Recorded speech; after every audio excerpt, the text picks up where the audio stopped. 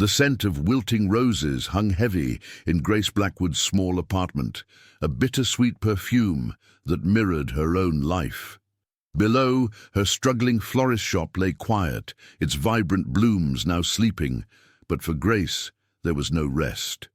At 23, she carried the weight of a world far too large for her slender shoulders. Her hands, usually stained with pollen and soil, now trembled over a stack of overdue notices, each crisp paper bill, emblazoned with her mother's name and a terrifying sum, felt like a physical blow.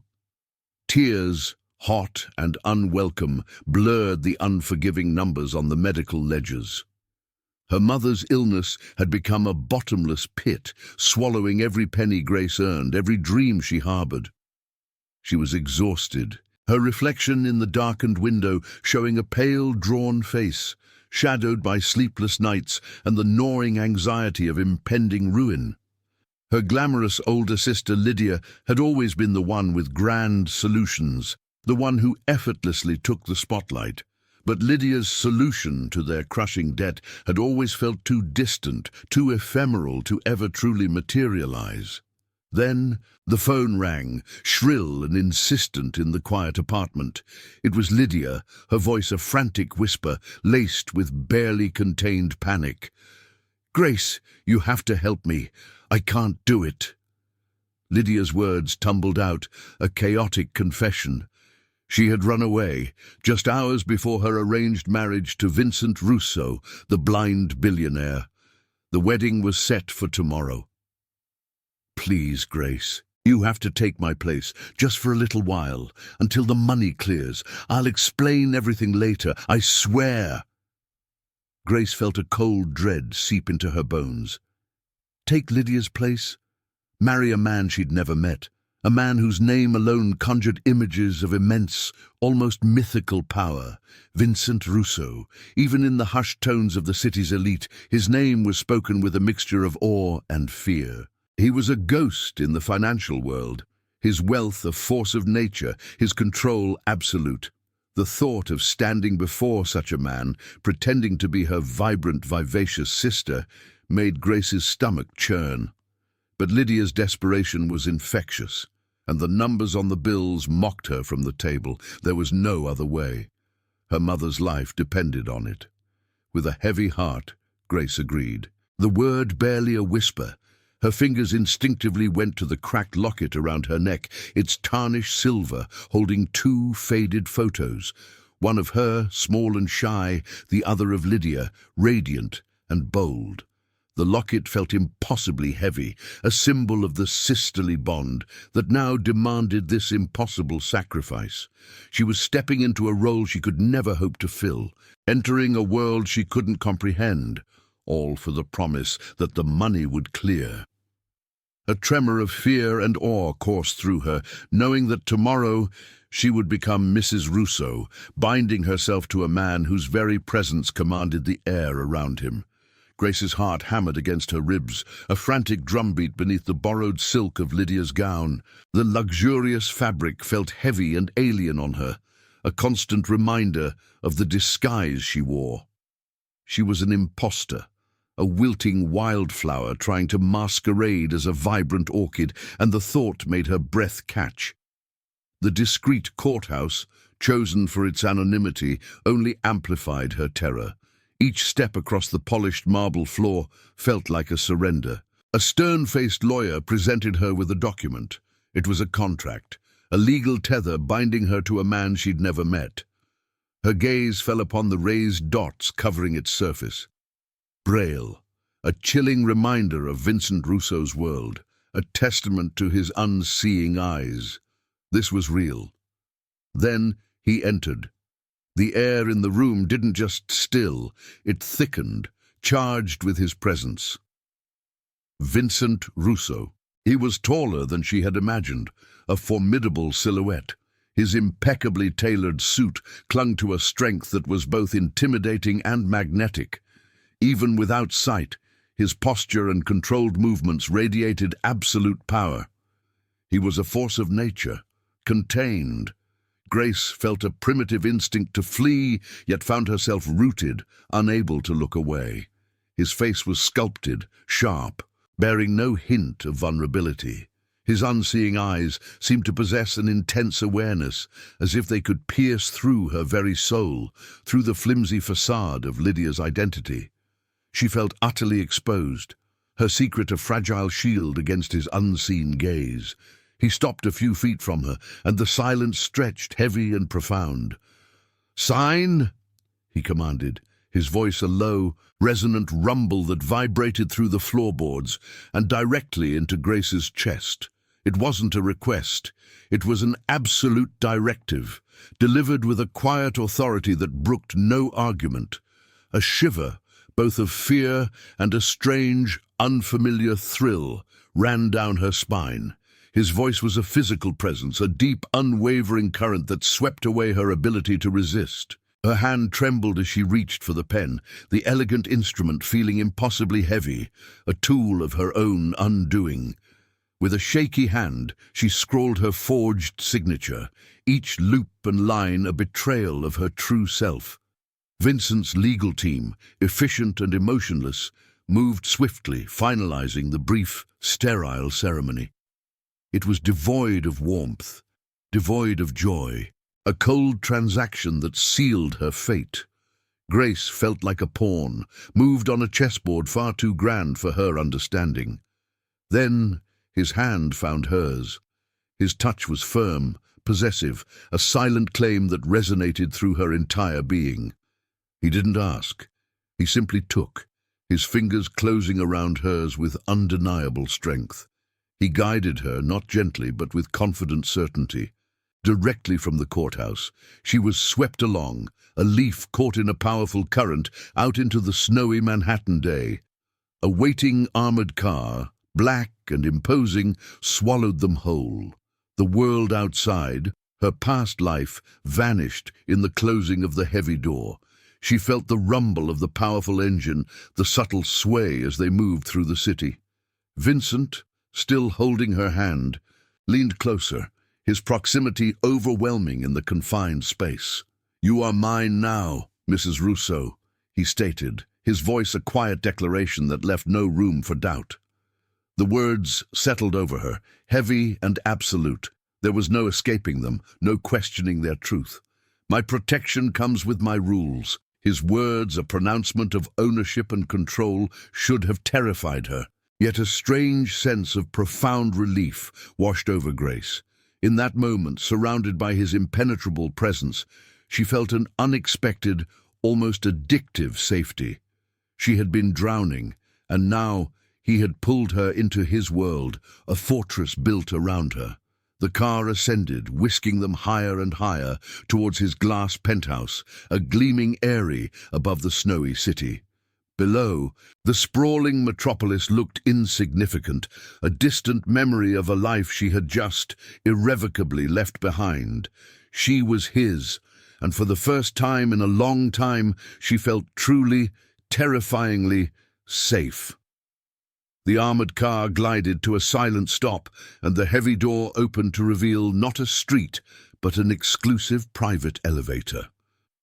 Grace stepped out, her breath catching in her throat as the full scope of Vincent Russo's world unfolded before her.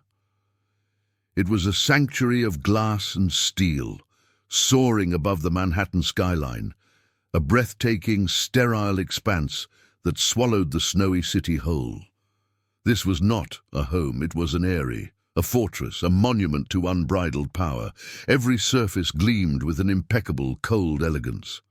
Polished marble floors reflected the city lights in a dizzying mosaic, stretching into vast, echoing rooms. The air, filtered and pristine, held no hint of the familiar scents of her flower shop, only a faint, metallic tang.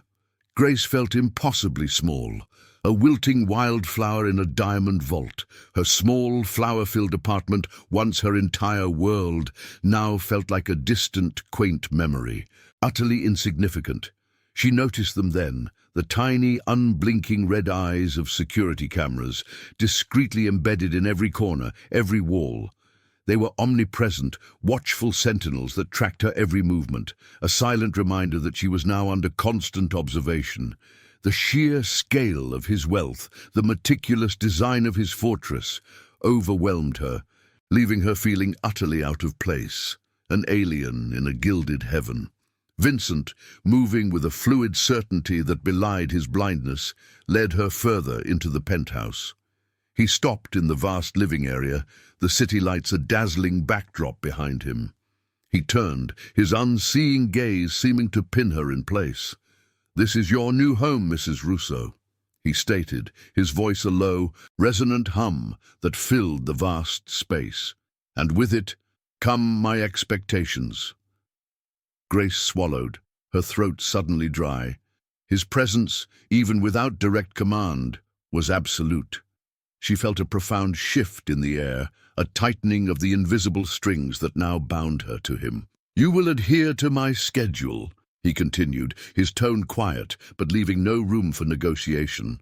"You will report immediately to Mr. Thorne, my head of security. For any movement outside this penthouse, there will be no unauthorized departures." His words were not harsh, yet they carried the weight of unyielding steel. Her life, her very autonomy, was now meticulously mapped out, every decision made for her. A tremor ran through her, a mix of apprehension and the strange, unsettling thrill of complete surrender. He expected her presence at specific times, required her to defer to his judgment on every matter concerning their shared life. He would brook no argument, no dissent. Grace found herself nodding, a silent promise to obey. It was terrifying, this complete loss of control, yet a peculiar sense of relief also settled over her. The burden of choices, of endless struggles, was being lifted. "You will be constantly attended," he finished, a quiet finality in his voice, "for your safety." She watched as he gestured, and a stern-faced man, Mr. Thorne, stepped forward from the shadows, his expression grim and watchful. Grace knew then that she was truly trapped, a delicate bird in a magnificent gilded cage. She had no wings here, no means of escape.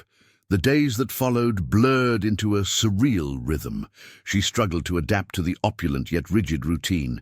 Every need was anticipated, every comfort provided. Clothing, exquisitely tailored and expensive, filled a closet larger than her old apartment. Meals, gourmet and perfectly prepared, appeared as if by magic. Personal staff moved silently through the penthouse, attending to her every unspoken wish. Vincent had removed every shred of her former struggle. Her debts, her mother's illness, the relentless grind of her florist shop, all vanished, replaced by an impenetrable layer of safety. The isolation was profound, severing her completely from the life she had known. Yet even in her discomfort, even in the aching loneliness for her old world, Grace found herself yielding. She watched the security camera feeds glowing on dark monitors, a constant presence, and instead of feeling imprisoned, she began to feel protected. He demanded her trust, and with every passing moment, every threat averted by his unseen hand, she slowly, irrevocably began to offer it.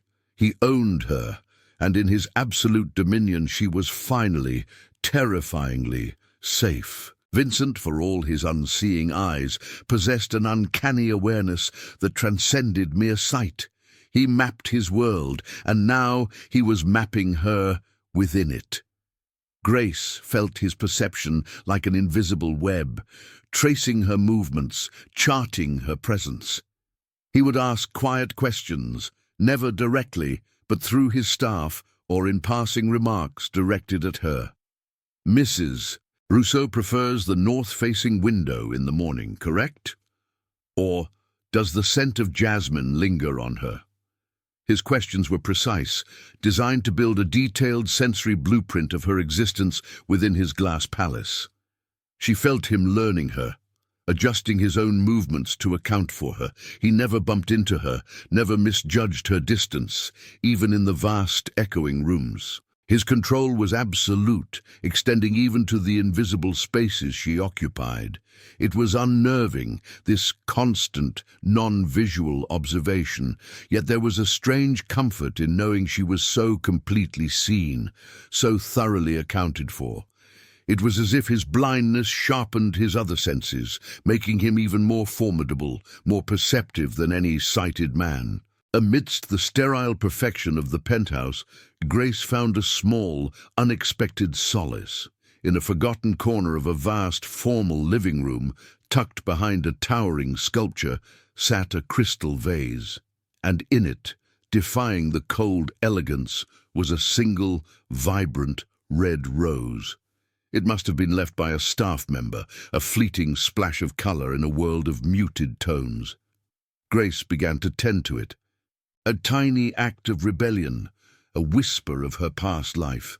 She checked its water, delicately pruned a fading petal, breathing in its soft, familiar perfume. It was a secret comfort, a small piece of beauty she could claim as her own in the overwhelming grandeur. She didn't know how he knew. Perhaps a subtle shift in the air, a faint, lingering floral note that wasn't part of the penthouse's usual pristine atmosphere, or perhaps his staff, ever watchful, had reported her quiet ritual. But one morning Grace woke to find not just one, but 3 crystal vases, each holding a perfect, unblemished red rose, strategically placed in rooms she frequented. They were beautiful, yet she noticed they were always the same variety, always of a specific perfect hue. She knew they had been vetted, chosen, allowed. Even her small act of rebellion had been absorbed into his control. Yet it was a kindness, an acknowledgement that softened the edges of her gilded cage. She began to observe him more closely, seeing beyond his unseeing eyes to the acute intellect that pulsed beneath his composed exterior. His meticulous management of his vast empire was evident in every facet of his life, from the precise timing of his meetings to the seamless operation of his household. His blindness was not a weakness, she realized, but a different way of perceiving, a heightened sensitivity that made him keenly aware of everything around him. His voice, once a deep, intimidating rumble that sent shivers of fear down her spine, now began to sound like a guiding force, a steady anchor in her new, uncertain world. He demanded her trust, not with words, but with his unwavering presence, his infallible decisions, his absolute control over her safety. Grace, who had spent her life fighting losing battles, found herself naturally inclined to yield. The constant struggle of her old life had left her weary, and the stability his strength offered was an irresistible balm. She slowly, inexorably began to offer him that trust. It was a surrender, yes, but one that brought with it an intoxicating sense of protection, a profound safety she hadn't known was possible. She was his, utterly and completely, and in that absolute dominion, she was finally, terrifyingly, safe. Grace began to carve out a routine within the luminous expanse of the penthouse, a delicate dance around the invisible boundaries of her limited freedom. She learned the quiet rhythms of the household, the hushed movements of the staff, the predictable timing of Vincent's own schedule. Her days, once a frantic scramble for survival, now unfolded with an ordered predictability that was both stifling and, she had to admit, strangely soothing. She found small pockets of solace, corners bathed in soft light, where she could sit and simply be without the crushing weight of her former life pressing down on her. One afternoon, during one of Vincent's long, solitary calls, Grace wandered into a part of the penthouse she hadn't yet explored. Behind a sliding panel of dark wood, she discovered a vast, hidden library. Floor-to-ceiling shelves groaned under the weight of countless leather-bound volumes, filling the air with the rich, comforting scent of old paper and polished wood. It was a stark contrast to the modern sterility of the rest of the apartment, a sanctuary of stories and knowledge. Vincent sometimes spent hours here, she knew, his presence a quiet, formidable anchor in the room. Grace found herself drawn to a worn copy of a classic novel. She would sit in a plush armchair, losing herself in the words, the familiar rhythm of a story, a welcome escape. Sometimes Vincent would enter, his cane tapping softly on the parquet floor, and settle into his own chair. He wouldn't speak, simply listening to the rustle of her pages. One day, emboldened by the shared silence, Grace began to read aloud, her voice soft against the quiet hum of the city. She chose passages at random, her words filling the space, unknowingly echoing a forgotten past, a kindness she had once offered a younger, more vulnerable Vincent in a sterile rehab ward. He never acknowledged it directly, but she felt his presence settle, an unspoken acceptance that made her heart ache with a confusing mix of fear and belonging. Vincent was demanding, his expectations unwavering. He expected her presence at specific times, for meals, for certain social obligations he deemed necessary. There was no question of refusal, no room for her own desires. His commands were never shouted, always delivered in that low, resonant voice that seemed to bypass her ears and settle directly into her bones, an undeniable force. She was required to defer to his judgment on all matters concerning their shared life, from the type of flowers in the vases to the itinerary of their rare outings. The weight of decision, once a crushing burden, had simply lifted from her shoulders. Grace, weary of fighting a battle she could never win, and secretly craving the stability his strength offered, found herself yielding more naturally with each passing day. The absence of choice, once terrifying, now offered a peculiar comfort. She no longer had to struggle, only to obey. And in that obedience, she found a strange, addictive peace. Moments of shared silence, often in the library or overlooking the glittering city, deepened a confusing sense of attachment within her. His subtle gestures of concern were always indirect, always delivered through his staff, yet undeniably from him. A cashmere throw appeared on the sofa, just as a chill touched her skin. Her favorite tea, perfectly steeped, awaited her after a long morning spent quietly reading. He never touched her outside of the necessary physical guidance, yet she felt his awareness, his invisible hand, orchestrating her comfort. The guilt of her deception, the lie that still hung between them, warred with the growing, undeniable safety she felt by his side. It was a constant internal hum, a discord beneath the quiet harmony of her new life. She was an imposter, yet she was protected, cherished in his own formidable way. The thought was a dangerous one, a fragile whisper in her heart, but she found herself wishing this protection, this profound sense of security, was truly hers, born not of a lie, but of a genuine connection. She was his, utterly and completely, and in that absolute dominion, she was finally terrifyingly safe. A subtle shift rippled through the polished, silent expanse of the penthouse, a tremor that Grace felt more than saw. The impeccable calm that usually enveloped Vincent's home seemed to tighten, like a drum skin pulled taut. The staff, usually gliding through their duties with an almost invisible grace, now moved with a barely perceptible tension, their gazes a little sharper, their shoulders a little stiffer. Even the filtered air felt heavier, charged with an unspoken watchfulness. Grace noticed it first in the quiet moments she spent in the observation room, drawn to the glowing monitors that displayed the unblinking eyes of the security cameras. Before, they had been a distant comfort, a blanket of omnipresent safety. Now, she saw new faces lingering on the street below, unfamiliar cars parked for too long, figures in dark coats pausing to look up at their tower.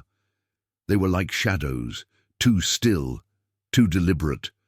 A prickle of unease traced its way up her spine. Then Mr. Thorne, Vincent's formidable head of security, approached her as she was tending to her small collection of red roses. His presence was always imposing, but today his expression was grim, his eyes holding a direct, unyielding warning. "Mrs. Rousseau," he began, his voice low and devoid of pleasantries. "There are external elements attempting to probe our defenses. You are to remain within the designated safe zones. Under no circumstances are you to leave the penthouse without Mr. Russo's explicit personal instruction and my team's full escort." It was a discreet warning, delivered with the weight of absolute authority, sealing her further into her gilded cage. Later that evening, Vincent summoned her. He sat in his usual chair in the vast living area, his posture straight, his hands resting calmly on the arms. The city lights glittered behind him, a dizzying tapestry of light, but his presence commanded all attention. Grace walked towards him, her steps measured, her heart a frantic flutter against her ribs. She felt the familiar pull of his authority, an undeniable force that drew her in and demanded her immediate obedience. "Grace," he began, his voice a low, resonant hum that seemed to absorb all other sounds in the room. His tone was calm, controlled, yet it carried an undercurrent of steel that made her breath catch. "My recent marriage, while a strategic necessity, has drawn unwanted attention." He paused, and Grace felt his unseeing gaze fix upon her, piercing through her with an intensity that made her feel utterly exposed. "A rival fund. Vanguard Capital has long sought to destabilize my operations. They are ruthless. They have now identified you as a potential weakness." The words hit her with a chilling clarity. A weakness. She, Grace, the imposter, the quiet florist, was now a pawn in a game of billionaires, a target to be exploited to break Vincent Russo. Her stomach churned with a sudden icy fear. "They believe that by targeting my wife," he continued, his voice unwavering, "they can achieve leverage. They intend to kidnap or, if necessary, eliminate you, to disrupt my fortune, to break me." Grace's blood ran cold. The sheer scale of the danger, the casual ruthlessness with which he spoke of her life as a commodity, was terrifying. She had thought the penthouse a sanctuary, but now she understood it was a fortress under siege, and she, unknowingly, was the prize. Vincent's hands clenched, just perceptibly, on the arms of his chair. "This will not stand." The words were quiet, a deadly promise. Immediately the fortress tightened. Grace felt the shift instantly. New security protocols were implemented with a silent efficiency that spoke of Vincent's absolute control. Doors that had once opened freely now required retina scans and specific codes. More guards, silent and watchful, appeared at strategic points, their presence a constant, reassuring, yet suffocating reminder of the threat. Her movements were restricted even more, confined to a specific secure wing of the penthouse, a golden cage within a golden cage. He was protective, almost suffocating in his vigilance, but Grace understood. She understood it was for her safety.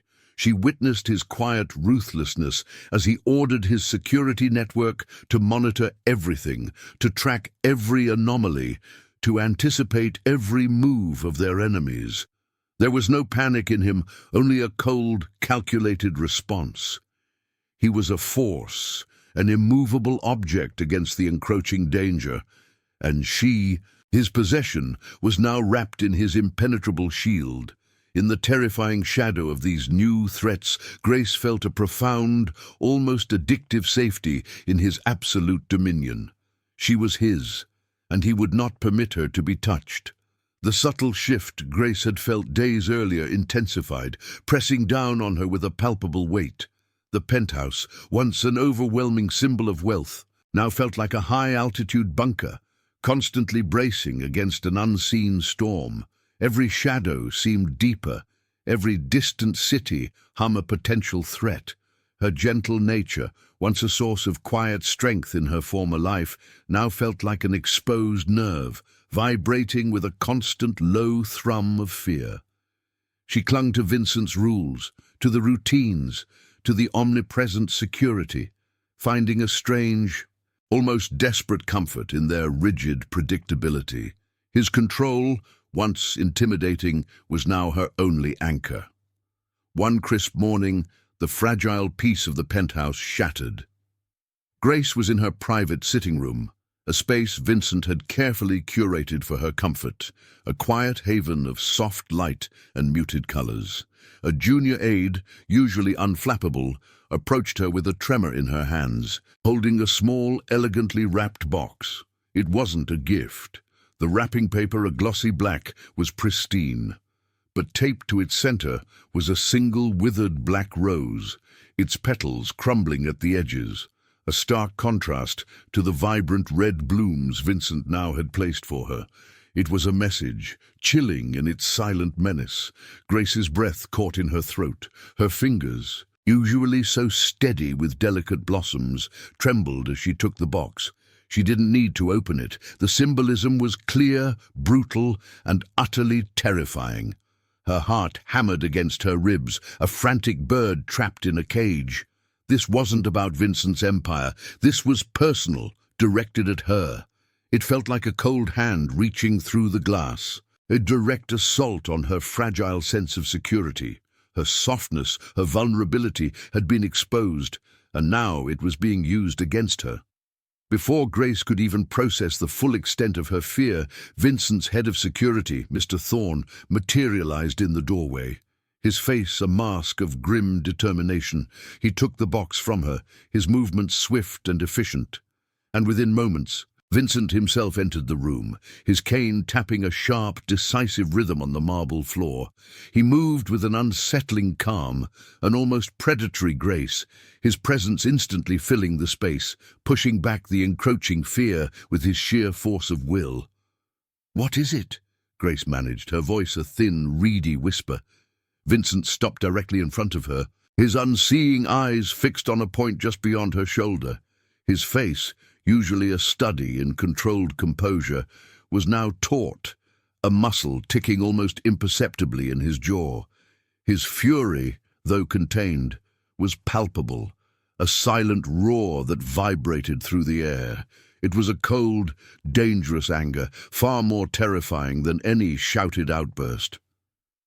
"Vanguard Capital," he stated, his voice a low, gravelly rumble, thick with suppressed menace. "They have made a mistake." He didn't ask about her feelings, her fear. His focus was solely on the violation, the breach. "They sought to probe a weakness," he continued, his voice hardening, "to confirm their assumptions about you. They have found what they believed they were looking for." He paused, and Grace felt his unseeing gaze sweep over her, an assessment of her exposed vulnerability. "They now know you are not Lydia." Grace felt a fresh wave of terror. Her deception, her fragile lie, was laid bare. But before she could speak, Vincent's voice cut through her thoughts, sharp and absolute. "This changes nothing for us," he commanded, his words a steel curtain descending around her. "It only changes their fate and your parameters." He turned to Mr. Thorne, his instructions clipped, precise. "Double the perimeter. No unscheduled deliveries, regardless of clearance. Mrs. Russo is to remain within the central secure zone at all times. Every staff member, every point of entry is to be re-evaluated. Eliminate variables, Mr. Thorne. All of them."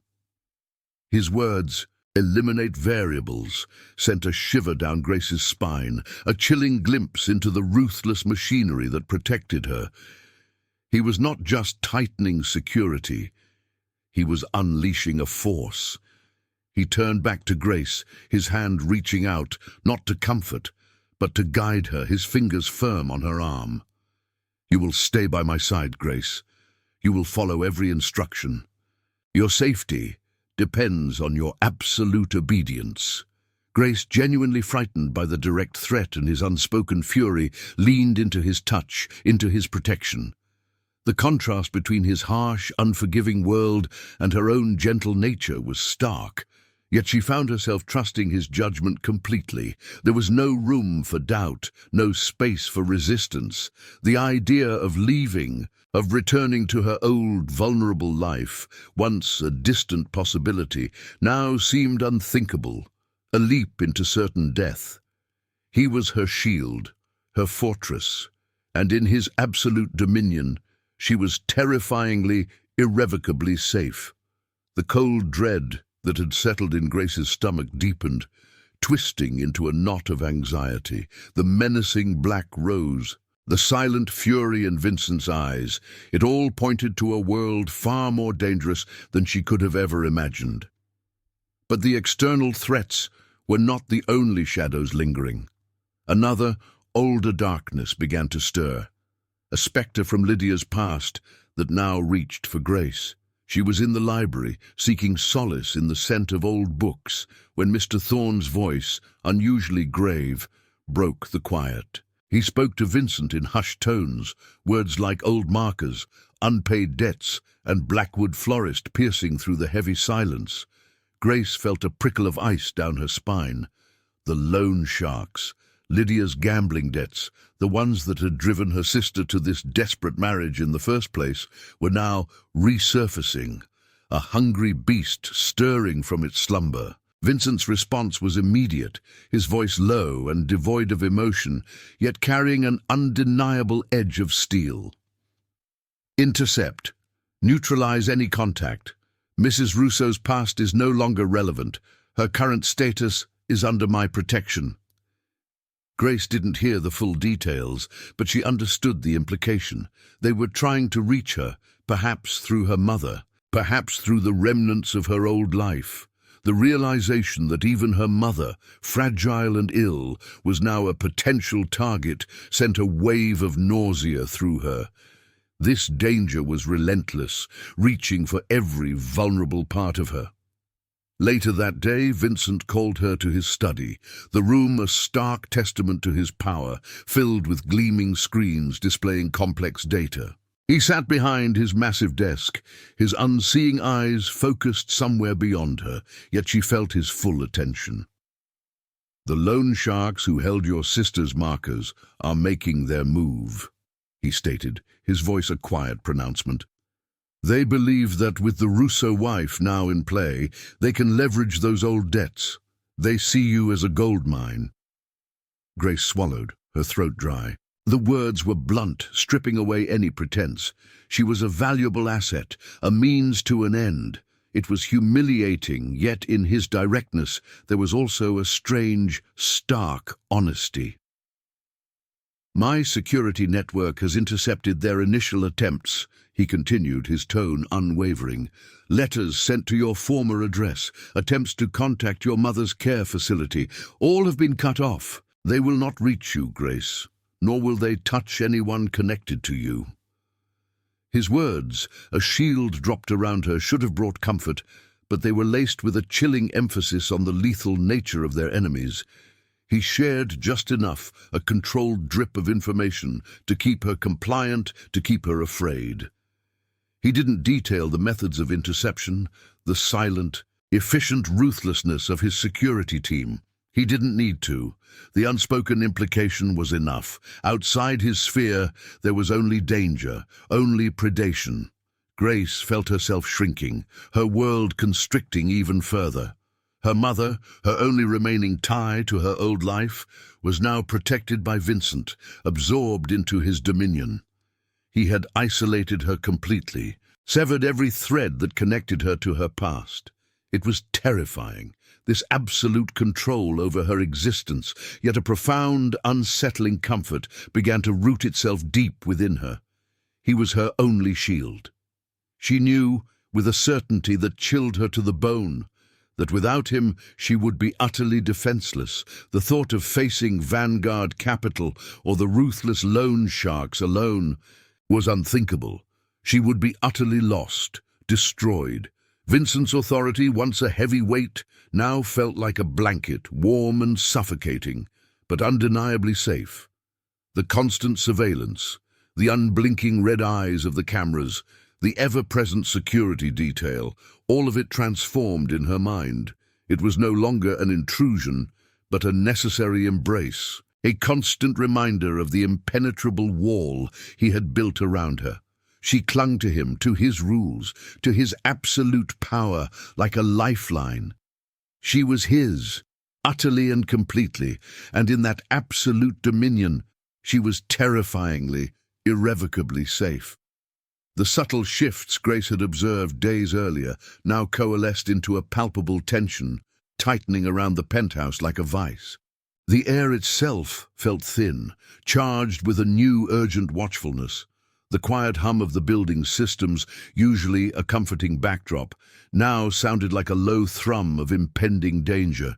Even the staff, ever discreet, moved with a heightened alertness, their gazes quick and their expressions drawn. Grace felt it in her bones. The perimeter, once impenetrable, was no longer entirely secure. She was in the vast, open-plan kitchen, idly watching the chefs prepare Vincent's meticulously planned evening meal, when Mr. Thorne's voice cut through the professional calm. He was speaking to Vincent in the adjacent dining area, his tone low and clipped, yet every word resonated with chilling clarity in the silent space. "Anomalies in the outer defense grid, sir. Tracing patterns of unusual data transfers, ghost entries, specific blind spots being deliberately probed." Mr. Thorne paused, and Grace felt the sudden heavy silence from Vincent. "It suggests an internal informant, Mr. Russo, someone with detailed knowledge of our systems." Grace's breath caught in her throat. An informant, inside this fortress, this bastion of absolute control. The thought sent a fresh wave of ice through her veins. Vincent's cold fury, though unspoken, was a tangible force in the room. She could almost feel the air crackle around him, a silent, deadly promise of retribution. Later, as she passed Vincent's private study, the door was ajar, a rare occurrence. Her gaze, drawn by a morbid curiosity, fell upon a file splayed open on his massive, dark wood desk. It was marked with the logo of Vanguard Capital, the rival fund that sought to destroy him. But beneath the corporate emblem, her eyes snagged on a familiar name, half hidden by another document. Lydia Blackwood. A sickening lurch twisted in Grace's stomach. Lydia, her sister. The name, coupled with the mention of internal breaches and Vanguard Capital, clicked into a horrifying, impossible picture. The loan sharks, the money, Lydia's desperate escape, it all suddenly intertwined with the ruthless machinations of Vincent's enemies. A flicker of doubt, cold and sharp, ignited within her, burning away the last vestiges of her sisterly loyalty. Had Lydia not just run, but actively betrayed Vincent, trading secrets for her freedom? The cracked locket around Grace's neck suddenly felt like a heavy, mocking weight, a symbol of a bond that was fracturing under the strain of a devastating truth. She retreated quickly, her heart pounding. The image of the file burned into her mind. The air in the penthouse, once a blanket of safety, now felt stifling, heavy with her secret and the dawning horror of her sister's possible treachery. That evening, Vincent summoned her to the library, the comforting scent of old books doing little to soothe her frayed nerves. He sat in his usual chair, a silent, formidable presence. Grace approached, her steps hesitant, feeling the full weight of her lie pressing down on her, suffocating her. She knew he knew. He always knew. "Grace," he began, his voice a low, resonant rumble that seemed to vibrate through the very floorboards. It was devoid of anger, yet it held an undeniable edge of steel, a quiet command that stripped away any possibility of evasion. "My security team has detected a significant internal compromise." He paused, and Grace felt his unseeing gaze fix upon her, piercing through her with an intensity that made her feel utterly exposed, as if he could see every tremor of guilt in her soul. "Deception," he continued, his voice unwavering, "is a luxury neither of us can afford, particularly now. Any deception, regardless of its origin or intent, will only make us both vulnerable, utterly so." He did not accuse, not directly. He simply stated a truth, a chilling fact of their existence, but the message was clear. Her lie, her very presence under false pretenses, was a dangerous variable, a weakness in his fortress. Grace felt the weight of his words, a physical pressure on her chest. She had thought her deception was merely a personal burden, a secret she carried. Now she understood it was a gaping hole in the shield he had built around her, a threat to his absolute control and therefore a threat to her own terrifying, addictive safety. The silence stretched, heavy and profound, demanding her truth. The silence in the library stretched, thick and suffocating, after Vincent's quiet pronouncement. Grace stood before him, her heart thudding a frantic rhythm against her ribs, the accusation of deception hanging heavy in the air. She wanted to deny it, to cling to the tattered remnants of her lie, but his unseeing gaze felt too piercing, too absolute. She knew he wasn't merely guessing. He knew. He always knew. Then Mr. Thorne entered, his grim expression confirming Grace's worst fears. He carried a sleek black tablet which he silently handed to Vincent. There was no preamble, no polite softening. This was information, brutal and unyielding. Vincent's fingers, long and elegant, traced the screen for a moment, his brow furrowing almost imperceptibly. "Grace," he began again, his voice lower this time, stripped bare of even its usual controlled resonance, now just a cold, hard fact. "My team has confirmed the source of the compromise, Lydia." Grace's breath hitched. The name, spoken so starkly, was a physical blow. Her world tilted, threatening to plunge her into an abyss of disbelief. She wanted to scream, to rail against the injustice, but no sound escaped her constricted throat. Vincent's next words, delivered with a quiet, devastating finality, shattered any remaining illusion.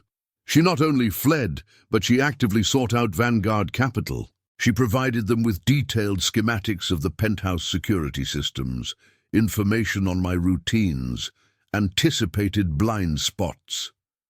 He paused, and Grace felt the weight of his unseeing eyes upon her, a silent accusation that wasn't directed at her, but at the betrayal itself. In exchange, she was promised freedom and payment for her outstanding debts. The words echoed in the vast, silent room, each one a shard of ice splintering Grace's heart. Lydia, her sister, the one she had sacrificed everything for, the one she had disguised herself for, lied for. Lydia hadn't just run, she had sold Vincent out. She had sold them out. The initial reason for Grace's deception, the desperate hope of saving her mother, now felt hollow, a cruel trick played by her own sister. Her hand flew instinctively to the cracked locket around her neck. The tarnished silver, once a symbol of their unbreakable bond, now felt like lead, heavy and cold against her skin. The faded photos of them side by side seemed to mock her. The crack, once a small imperfection, now felt like a gaping chasm, reflecting the irreparable fracture in their relationship. The sister she had loved, the sister she had protected, had instead become a viper, poisoning the well, turning her own family into a weapon against the man who had unknowingly offered Grace shelter. A wave of profound anguish washed over her, mixed with a sickening realization. It wasn't just the enemies outside. The most dangerous threat had come from within, from the very person she had tried to save. And by taking Lydia's place, by perpetuating the lie, Grace had unknowingly become an unwitting accomplice, a conduit for this lethal betrayal. The danger she had brought upon Vincent, upon them both, was immense, all because of her sister's cruel, calculating choices. She felt a profound shame, a crushing weight of guilt that threatened to buckle her knees. Vincent remained a rock, an unyielding monolith in the face of this devastating revelation. There was no blame in his voice, no anger directed at Grace, only a cold, hard acceptance of the facts. His presence, though formidable, was also an anchor in the storm of her despair. "Your sister's choices," he stated, his voice a low, steady rumble that somehow cut through her internal turmoil, "are not yours. Her betrayals do not define you. He leaned forward slightly, and Grace felt the full force of his absolute authority. "But your safety, Grace, is now entirely my responsibility, and I will not permit it to be compromised by anyone, least of all by the machinations of a desperate woman." His words, a pronouncement of ownership, of an unshakable resolve to protect her, resonated deep within her. He didn't question her loyalty, didn't demand an explanation. He simply claimed his responsibility, binding her to him with an invisible, unbreakable chain. His demands for her complete trust, for her absolute obedience, became even stronger, infused with a new, terrifying urgency. He was not asking, he was stating, declaring his dominion over her very existence. Grace felt a profound, if unsettling, comfort settle over her. The turmoil, the guilt, the raw pain of her sister's betrayal, all of it began to recede, overshadowed by the immense, unwavering wall of Vincent's protection.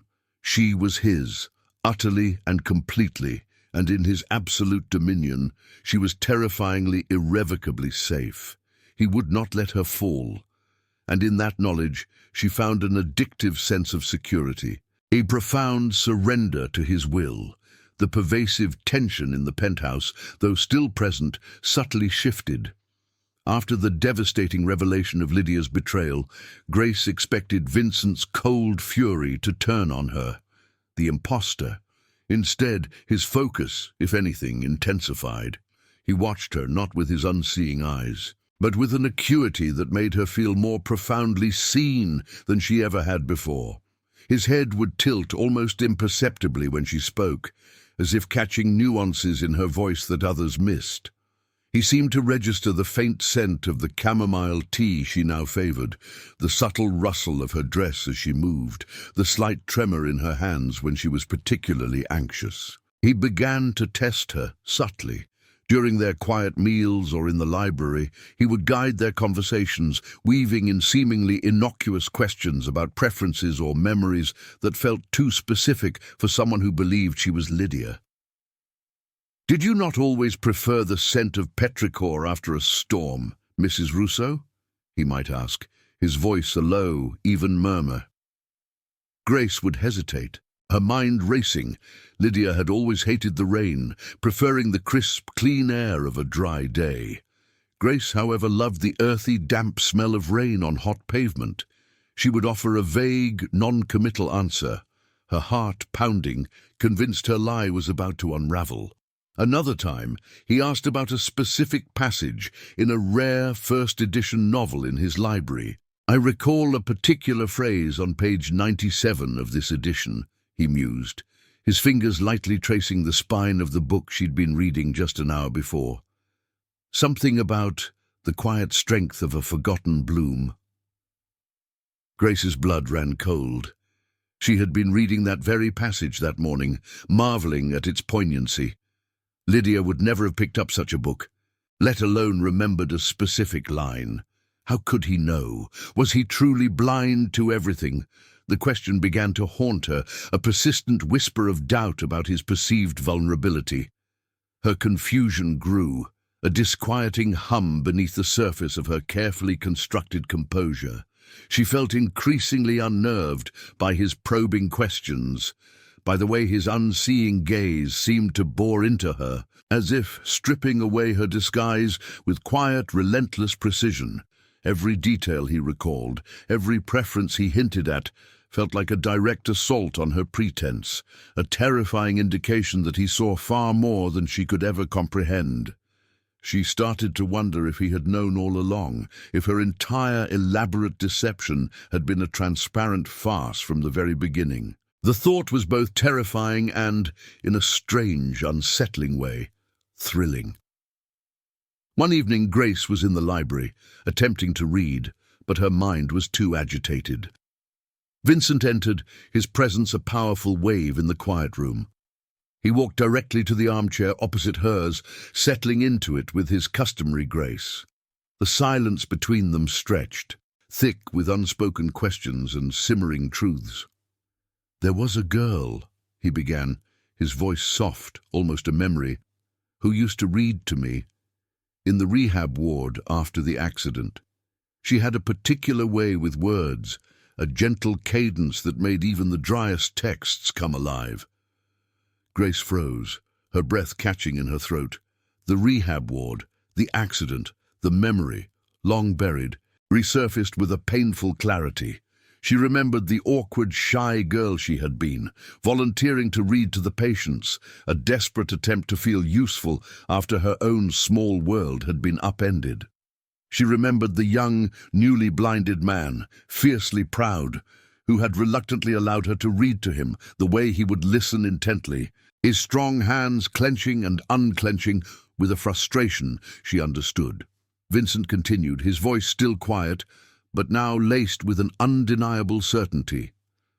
She often chose the classics, Shakespeare sometimes, but her favorite, I recall, was a worn copy of The Secret Garden. She would always linger on the description of the robin, its bold, bright eye, its song, a symbol of hope. Grace's eyes welled up, blurring the leather-bound spines before her. The robin, that was her. That was a detail only she and the young Vincent would remember. A detail Lydia could never have known. Her entire world, once again, tilted on its axis, but this time it was not with fear but with a profound, overwhelming shock. He knew. He had known her all along. "I recognized your voice, Grace," he finally said, his voice now a low, resonant rumble that vibrated through the quiet of the library, filling the space with an absolute, undeniable truth. "From the moment you signed that contract, pretending to be your sister, I knew it was you." Grace felt the full weight of his confession, a staggering revelation that both shattered and rebuilt her world. She stared at him, tears streaming silently down her face, the guilt and fear and confusion dissolving into a raw, aching vulnerability. "Your sister was in deep trouble, Grace," he continued, his voice softening, a rare, almost imperceptible shift. "And you, caught in the undertow of her despair, were drowning. I saw it. I chose to protect you, just as I always would have." His words, a pronouncement of his calculated decision, of his unwavering protection, wrapped around her like an invisible shroud. He hadn't been deceived. He had chosen. He had seen her desperation, known her lie, and instead of exposing it, he had woven it into his own formidable design, using it as a means to shield her. All his demands, his absolute control, his impenetrable fortress, it had all been for her. A profound sense of awe, mixed with an intoxicating relief, washed over Grace. The guilt of her deception evaporated, replaced by an overwhelming wave of devotion. He hadn't merely protected her, he had chosen her. In his absolute dominion, in his terrifying, all-encompassing power, she found not just safety, but a fierce, unshakable loyalty that bound her to him more completely than any contract ever could. He was her protector, her anchor, and she, irrevocably, was his. The words hung in the air, a staggering revelation that both shattered and rebuilt Grace's world. He knew, from the very beginning.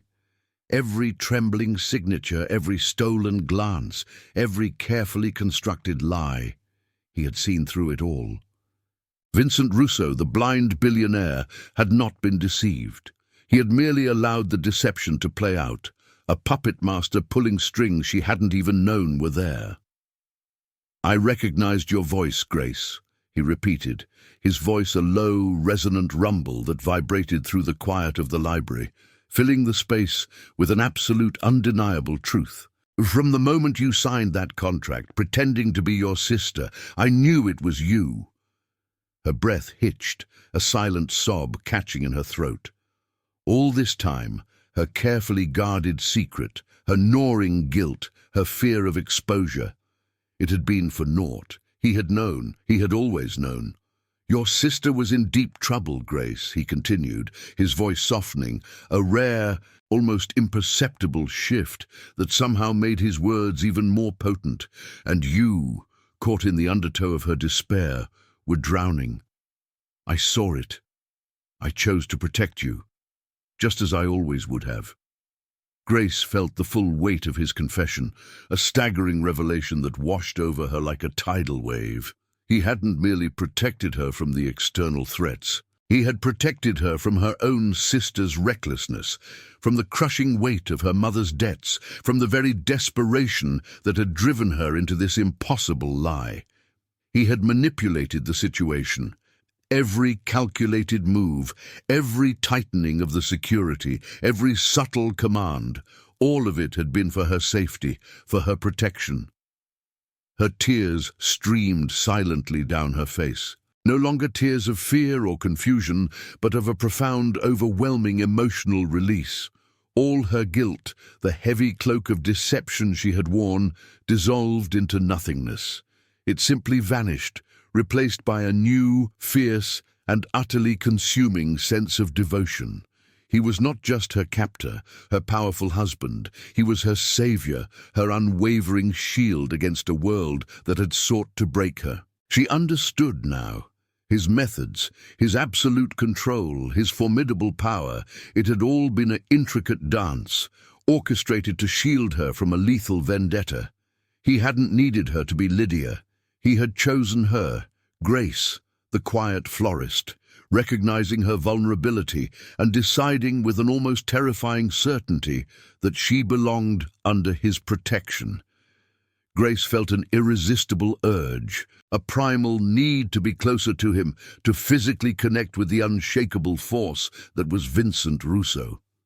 She moved without conscious thought, dropping to her knees beside his chair, her hands reaching out, not to grasp, but to touch the solid, reassuring fabric of his trousers, her head bowed, resting against his leg, a silent, absolute surrender.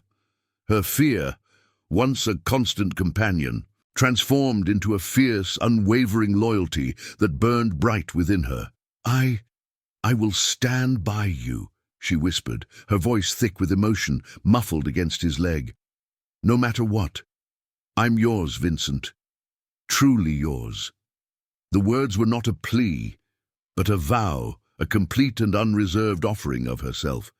She had always yielded to him, but now that yielding was born not of necessity, but of a profound, unshakable choice.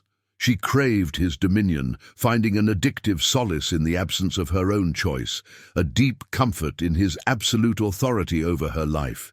He was her anchor, her rock, and she, willingly and irrevocably, was bound to him. Vincent's hand, large and firm, settled on her head, his fingers gently threading through her hair. It was a silent acknowledgement, a powerful acceptance of her devotion. The gesture was not a caress, but a claim, solid and absolute. "Good," he murmured, his voice a low, satisfied rumble that resonated through her very bones. "Because the time for evasion is over. The final assault is imminent." He began to explain his strategy, his voice regaining its usual precise, commanding tone. But now it was directed to her, including her in his formidable world in a way he never had before. He spoke of vulnerabilities, of countermeasures, of the meticulous plan he had laid out. He treated her not as a fragile ornament, but as a vital, if protected, part of his plan, outlining her role, to follow his instructions without question, to remain absolutely still and silent when commanded, to trust him implicitly. He bound her further, not with chains, but with knowledge, with the shared weight of the coming storm. Grace listened, her heart still thrumming with emotion, but her mind now clear, focused, utterly dedicated. He would protect her, and she would obey. She felt the shift in the penthouse, the quiet preparations for battle, the subtle tightening of the security. Outside the library, in the dark corners of the vast apartment, she knew the security camera feeds were glowing ominously on dark monitors, a silent testament to the gathering danger. But within the circle of his protection, nestled against his strength, Grace felt an unshakable, terrifying, and utterly addictive safety. She was his, and he would not permit her to be touched. The pervasive tension in the penthouse, once a subtle hum, now vibrated with a raw, undeniable energy, tightening around Grace's chest until it felt difficult to breathe. The air itself seemed heavy, charged with the weight of unspoken threats and imminent danger. Vincent had spent the last hours detailing his strategy, his voice a low, steady current in the storm, meticulously outlining the final dangerous steps they must take. They were in lockdown, confined to the innermost core of the penthouse, a fortress within a fortress, waiting. Grace's role was simple, absolute. She was to stay hidden, to follow his every instruction without question, to become a silent, unmoving shadow in the chaos. Her heart thrummed a frantic rhythm against her ribs, a wild bird desperate for escape, yet paradoxically she found a strange, compelling calm in Vincent's unwavering presence.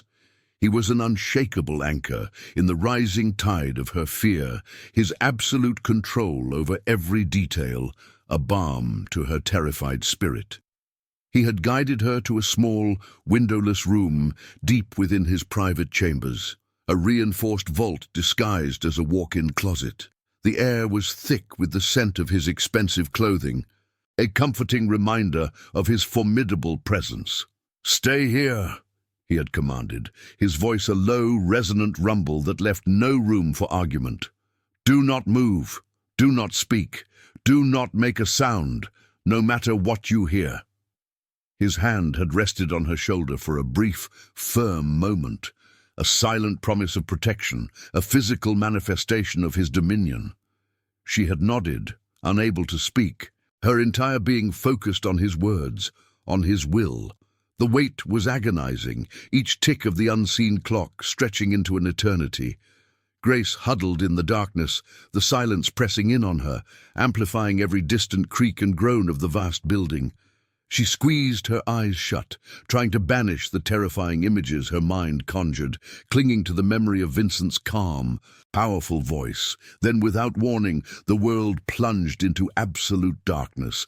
One moment, the faint, diffused light from the city outside had filtered even into her hidden sanctuary. The next, it was gone. The entire penthouse went black, a sudden, suffocating void. The city lights, once a dazzling tapestry, vanished as if swallowed by some unseen beast.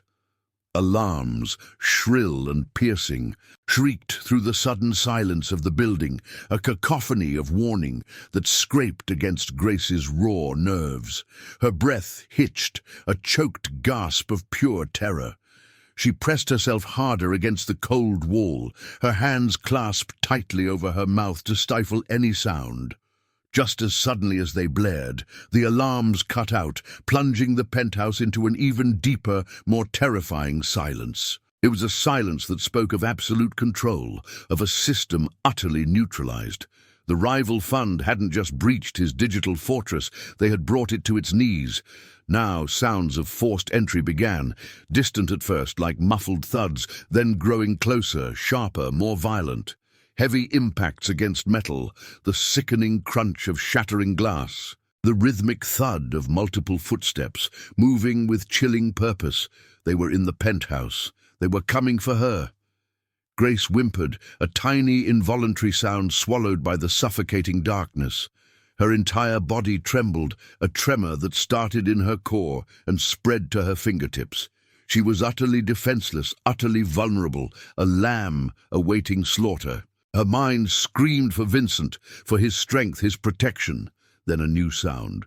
The familiar, decisive tap of his cane on the marble floor, closer than she expected, cutting through the encroaching sounds of chaos.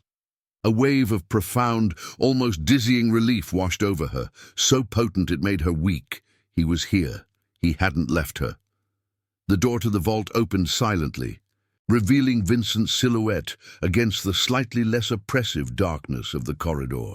Even in the gloom, his presence was a towering, unwavering anchor in the chaos.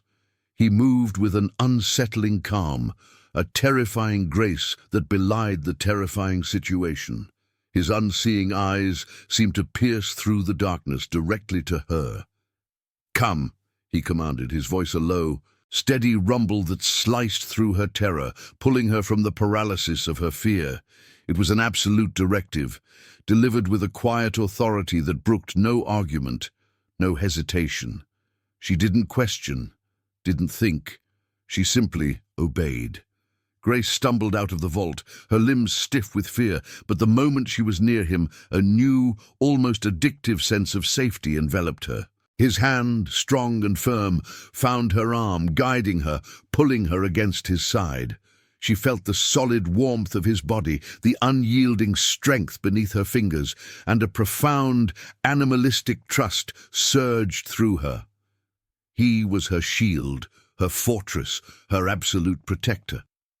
He began to move, not towards the sounds of breaking glass, but deeper into the silent heart of the penthouse, towards another prearranged safe zone, his steps precise and unfaltering. The chaotic sounds of forced entry, of invaders, grew louder behind them, but with Vincent's body a solid wall against her, his hand a steel band around her arm, Grace felt an unshakable, terrifying, and utterly addictive safety. She was his, and he would not permit her to be touched. The sounds of intrusion intensified, no longer distant echoes, but sharp, immediate ruptures in the silence. Flashlights, harsh and disorienting, began to cut through the absolute darkness of the penthouse, sweeping across the polished surfaces, revealing fleeting glimpses of armed men. Grace whimpered, pressing herself closer to Vincent, her face buried against the solid warmth of his back.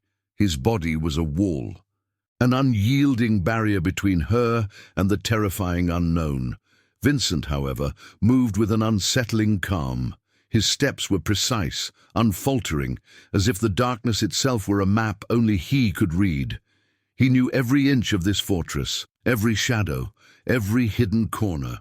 He wasn't just blind, he was a master of his domain, using his heightened senses to navigate the chaos with terrifying efficiency.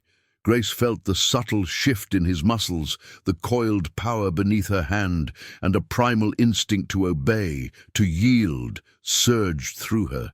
A figure burst around a corner, a flashlight beam momentarily catching Vincent's profile, illuminating the grim set of his jaw. Before Grace could even register the threat, Vincent moved. It wasn't a wild, panicked movement, but a brutal, calculated strike. A muted thud, a choked gasp, and the man crumpled to the floor. There was no hesitation, no wasted motion. He was a ghost in his own fortress, and he moved with deadly purpose. Grace gasped, her breath catching in her throat, the sudden violence shocking her to her core. Yet even as terror clawed at her, a strange, fierce pride, an undeniable sense of absolute protection pulsed through her.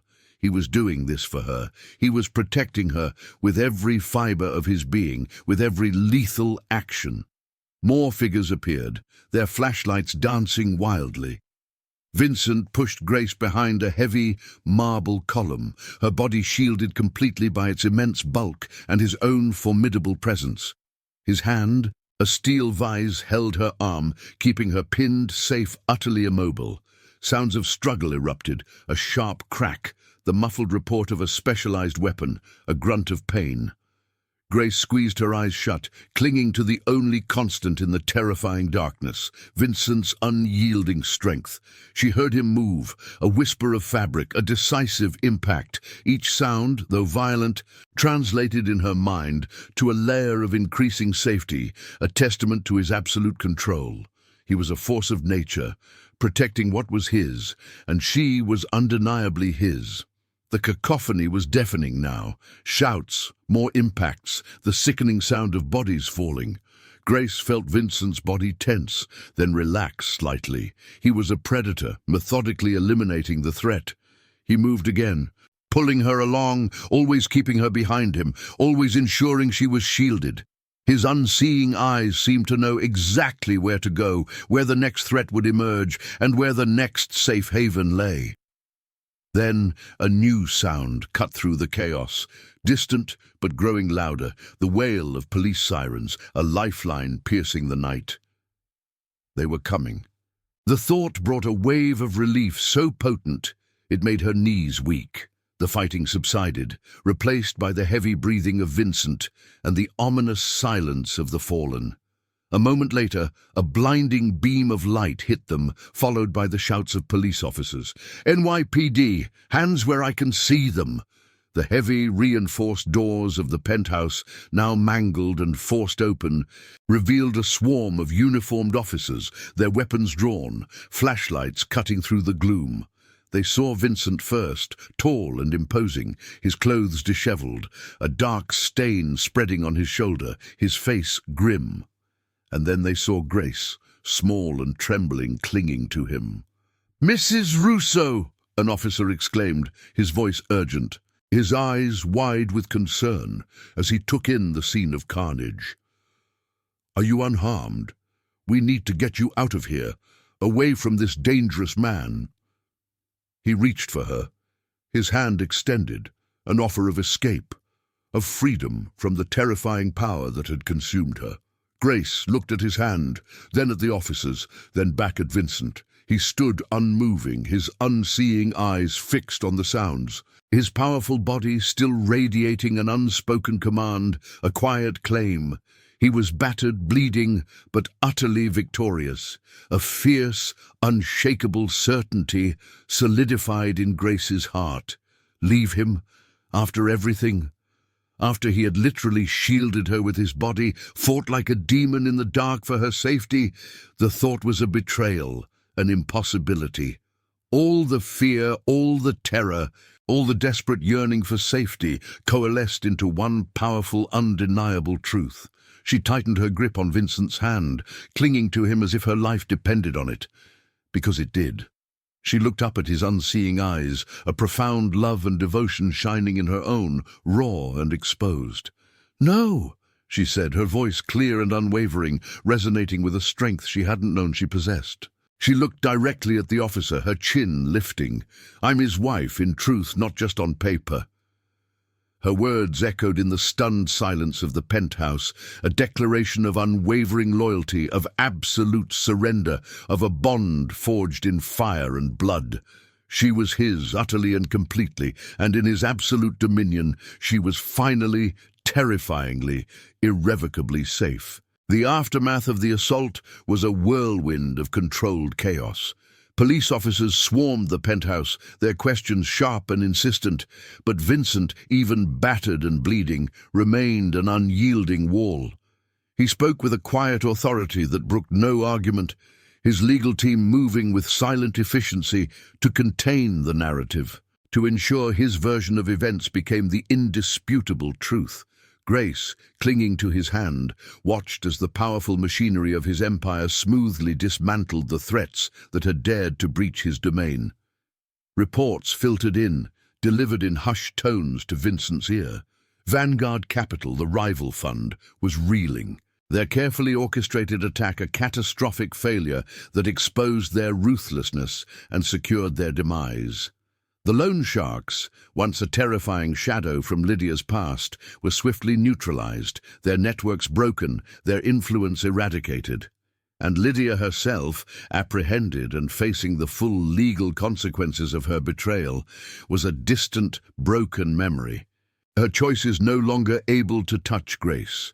Vincent's power and reach were absolute, undeniable, extending far beyond the walls of his penthouse, crushing all who opposed him with a silent, terrifying finality. Grace felt the fear that had gripped her for so long begin to recede, not vanishing entirely, but solidifying into something new, something profound and unshakable. Devotion. The terror of the blackout, the visceral horror of the armed men, the brutal precision of Vincent's defense, it had all forged a new truth in her heart. She was no longer an impostor, no longer a pawn. She was his wife, truly, irrevocably, utterly bound. She looked at him now, his strength a palpable force, even as he sat exhausted in his study, a bandage stark white against the dark skin of his shoulder. He was dangerous, ruthless, a man who commanded legions and brought empires to their knees. Yet he had fought for her, shielded her with his own body, moved through the darkness like a vengeful god to protect what was his. And she was his. His dominance, once an intimidating weight, now felt like the most profound expression of his care. His control wasn't about possession in a cruel sense, but about an absolute, unwavering commitment to her safety, to her well-being. He cherished her, protected her, by binding her completely to him, by absorbing her into his invincible world. She understood it now, deep in her soul. She craved it. The fear of being lost, of being vulnerable in a world that had once threatened to consume her, was gone, replaced by an intoxicating sense of belonging, a profound peace in her complete surrender. He turned his head, his unseeing eyes seeming to find hers, sensing her unwavering gaze. "Grace," he murmured, his voice a low, rough whisper, softened by weariness, but still resonating with his inherent authority. "You stood with me. You chose to stay." His words were an acknowledgement, a rare moment of vulnerability from him, and they pierced her heart with a fresh wave of emotion. He saw her, truly saw her, not as the timid girl who had once read to him, nor as the impostor who had signed a contract, but as the woman who had made an impossible choice, who had chosen him in the face of terror. Grace moved to his side, her hand reaching for his, her fingers intertwining with his strong, warm ones. "I am your wife, Vincent," she said, her voice clear and steady, filled with a conviction that left no room for doubt. "I want to be your wife, your anchor, your companion, always." She leaned into his strength, her head resting against his uninjured shoulder, breathing in the familiar, comforting scent of him. "I am yours, completely." A long, silent moment passed. Then Vincent's free hand reached to his nightstand, his fingers finding the familiar, smooth silk of his eye mask. He lifted it, his movements slow and deliberate, and then, with a soft rustle of fabric, he set it down. It was a small gesture, almost imperceptible, yet it resonated with monumental significance. It was a symbolic unveiling, a silent invitation for her to truly see him, to share the hidden depths of his world. He had always seen her, even without sight. Now he was allowing her to truly see him, in all his strength and his guarded truth. He shifted, turning fully towards her, his hand gently lifting, not to command, but to rest lightly on her cheek. His thumb stroked her skin, a feather-light touch, a rare, tender gesture of possession and acceptance. "Then guide my steps, Grace," he murmured, his voice a soft, deep rumble that seemed to settle into her very bones. "In the privacy of our home, you will be my eyes." It was not a request. It was a quiet, powerful declaration, a binding of their souls. In that moment, Grace understood the true depth of their connection, the unique dance of power and protection, of choice and surrender that defined them. She was his, utterly and completely, and in his absolute dominion, she was finally, terrifyingly, irrevocably safe. Months later, the penthouse, once a sterile monument to steel and glass, felt subtly softened, imbued with a new, quiet life. The harsh, brilliant light that had once felt so exposing now seemed to filter through the vast windows with a gentler hue, reflecting off surfaces Grace had adorned with delicate arrangements of flowers. Not the mass-produced blooms of her old shop, but carefully selected, vibrant specimens that spoke of quiet elegance, each one a testament to her touch. The omnipresent hum of the building's advanced systems was still there, a low thrum of constant vigilance, but to Grace, it no longer sounded like a cage. It sounded like a pulse, the very heartbeat of her absolute safety. Her days, once a frantic scramble for survival, now unfolded with a serene purpose. High above the snowy towers of Manhattan, on a meticulously designed rooftop terrace that had once been a barren expanse, Grace had cultivated a flourishing greenhouse. It was her sanctuary, a glass haven brimming with exotic orchids, fragrant jasmine, and always her beloved red roses. Here, Amidst the verdant life, she felt a profound sense of peace. She moved with a newfound confidence, her hands, once calloused from heavy labor, now delicately tending to her plants, her mind alight with plans for new arrangements. Clients, high-end and discerning, sought out her unique creations, delivered under the elegant banner of Blackwood Floral Design by Mrs. Rousseau. The married name, once a symbol of her deception, was now a badge of honor, a quiet declaration of her rightful place. Bodyguards, silent and watchful, still lingered in the periphery, their presence a constant, almost invisible shadow.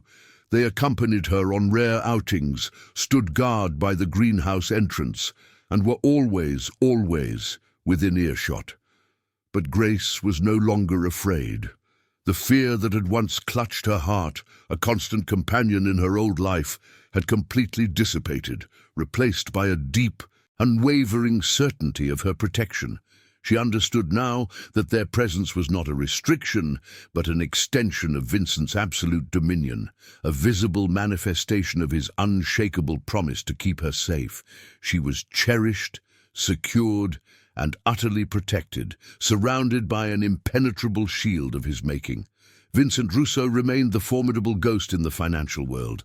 His empire stronger, his reach wider, his name spoken with an even greater mixture of awe and fear. He moved through his world of power and finance with the same ruthless control, the same quiet, unyielding authority. The threats that had once targeted them had been systematically dismantled, crushed by his silent, terrifying efficiency. He was a force of nature, unyielding and absolute. But in the quiet solitude of their penthouse, the only person he let truly guide his steps was Grace. She would approach him as he sat, contemplating, his unseeing eyes focused on a world only he could perceive. Her hand would reach for his, not with hesitation, but with a gentle certainty, her fingers intertwining with his strong, warm ones. "Come, Vincent," she would murmur, her voice soft, yet carrying an undeniable current of quiet command that he and only he permitted. "Let me show you the new heliotrope. Its scent is breathtaking today." He would rise, his powerful frame yielding to her touch, his steps adjusting to hers. She would guide him through the vast rooms, her hand a light, unwavering presence on his arm, her low voice describing the subtle shifts in light. The new bloom on a rose, the way the cityscape glittered beyond the glass. He listened, his head tilted slightly, absorbing her words, her presence, her very essence. He trusted her implicitly, his absolute control willingly surrendered to her gentle guidance in the privacy of their home. It was a profound, intimate dance of power and devotion, a testament to the unique bond they had forged. She was his quiet strength, the light that guided him through his unseeing world, and he, in turn, was her absolute protector, the unyielding fortress that shielded her from every shadow. The girl who had once stolen his contract, intending to disappear, had instead stolen his heart, binding them together in an eternal, unwavering devotion. Grace was his, utterly and completely, and in his absolute dominion, she was terrifyingly, irrevocably safe. If you enjoyed this story, tell us where you're watching from and subscribe to Tales of Power and Desire to keep up with our intense romances.